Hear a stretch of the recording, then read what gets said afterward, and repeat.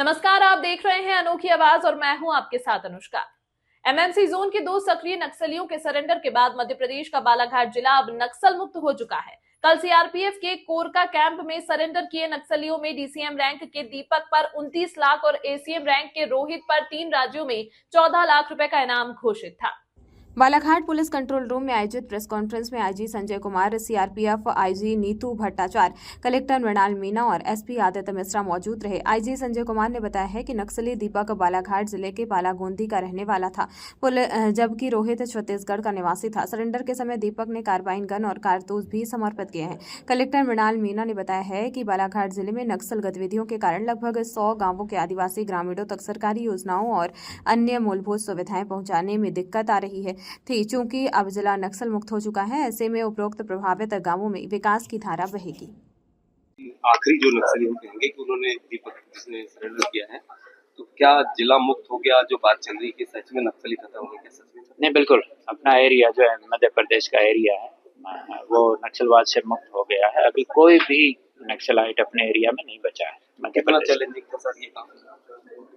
नहीं, बहुत नेचुरली जो माओवाद है, जिस तरह से वो उनका गुरिल्ला वारफेयर टैक्टिक्स है, जिस तरह से घात लगा कर वो हमला करते हैं, तो नेचुरली ये बड़ा चैलेंजिंग था। लेकिन सभी सिक्योरिटी फोर्सेज ने एक स्ट्रेटजी बना के और इसका डट के मुकाबला किया और आज उस समस्या को समाप्त करना। कौन-कौन सी टीम इसमें काम कर रही है सर? सीआरपी इसमें अपने जैसे होप है और सीआरपीएफ की कोबरा है, बाकी सीआरपीएफ की 3 बटालियन है, जिला बल है, सभी ने मिलजुल के काम किया है। सर, दीपक ने सरेंडर किया है, लगातार प्रयास किए जा रहे थे कि दीपक सरेंडर कर दे, आखिरकार उसने लास्ट में सरेंडर किया। सर क्या लगा? वो यही है कि जो सिक्योरिटी फोर्सेज का दबाव था, जैसे तीनों दलों ने सरेंडर किया है, वो आप जानते हो कि पिछले 42 डेज में 42 नक्सलाइट ने सरेंडर किया। तो जिस तरह से हमारे अभियान चल रहे थे, सुरक्षा बलों का जितना प्रेशर था, जितने एक्सचेंज ऑफ फायर हुए थे, आप देखोगे एक पैटर्न बना। एक्सचेंज ऑफ फायर हुआ, नक्सली सामान वामान छोड़ के भगे, कुछ नक्सलियों को गोली लगी और फिर उसके 2-3 दिन के बाद ही सरेंडर कर दिया गया। दीपक ने क्या क्या सामान लेकर सरेंडर किया? नहीं, उनके पास कार्बाइन है, कार्बाइन वेपन है, राउंड है और भी बहुत सारी चीजें हैं। क्या कुछ आशंका सर इसके बाद नक्सलियों के कितने सामान कहीं डंप को मिल पाएंगे? हाँ ना, बिल्कुल। हमें अभी भी जैसे मैंने बताया, कल ही हमने 6 वेपन और बहुत और दूसरी चीजें बरामद की थी और ये सिलसिला जारी रहेगा। जैसे जैसे पूछताछ आगे बढ़ेगी तो जैसे डंप का पता लगेगा, अभी और बहुत सारी चीजें बरामद होंगी। कितना इनाम? इन दोनों पे 43 लाख का था, दीपक पे 29 लाख था, उनके रोहित के ऊपर 40 लाख। टोटल कितने नक्सलियों ने सरेंडर किया बालाघाट में? अभी आप देखोगे तो 40 जो 10 तो केबी डिवीजन के, एक सुनीता ने, तो 11 लोगों ने तो अभी पिछले कितना कहेंगे, पिछले 1 महीने में बालाघाट में सरेंडर किया। कुछ ने उधर गोंदिया में किया, कुछ ने खैरागढ़ में किया।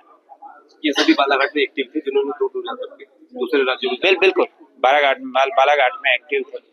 क्या वजह मानते हैं इनको कि दूसरे राज्यों में को जाना पड़ा और उन्होंने सरेंडर किया? नहीं, वो एरिया के ऊपर होता है। जैसे वो विकास ने गोंदिया में किया तो उसमें गोंदिया राजनांदगांव के एरिया में था जहाँ अपनी पुलिस की मुठभेड़ हुई थी।